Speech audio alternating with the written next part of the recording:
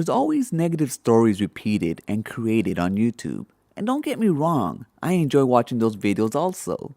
But it's always pleasant to hear good things that are happening in the business side of video games too. So from now on, I plan to sprinkle in some good news videos on here from time to time. With all the news about studios shutting down and certain video games not selling well, it's always good news when your favorite franchise or any game that you took a chance on is selling well. With strong sales, it's more likely you'll get a sequel, DLC, or a brand new project from the games we play. One title that is currently smashing the sales charts right now is Super Smash Bros. For the Nintendo Switch. Right now, it's the fastest selling title of this generation, already selling over 5 million copies only a few weeks after release, selling over 3 million units in the United States alone. But that's not all. Nintendo also states in the US, Mario Kart Deluxe has sold over 5 million copies, Super Mario Odyssey has sold over 4.7 million copies, and Zelda Breath of the Wild has sold over 4 million copies. For anyone who has a Switch, this comes as no surprise.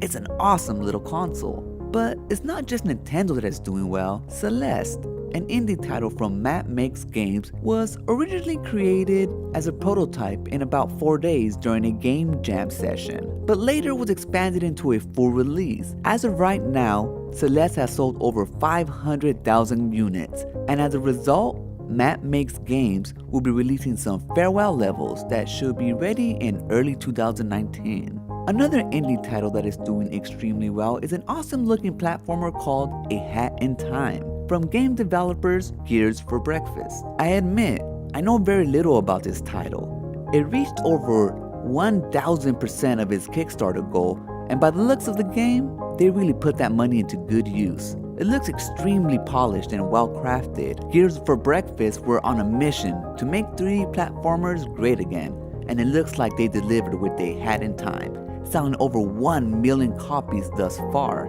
Keeping in line with some smaller titles, the last bit of good news comes from Nomada, the studio that brought us Gris. After only 1 week after release, Gris has already turned a profit. Now, none of these titles may be for you. Maybe you're into blowing shit up and getting that perfect shot in whatever game you play. And that's okay. The great thing about video games is that there's something for everyone, regardless of taste. And so long as we have a selection of well-made, diverse titles for us to buy, our hobby, video games, will continue to sell and thrive. And that's a win for every gamer.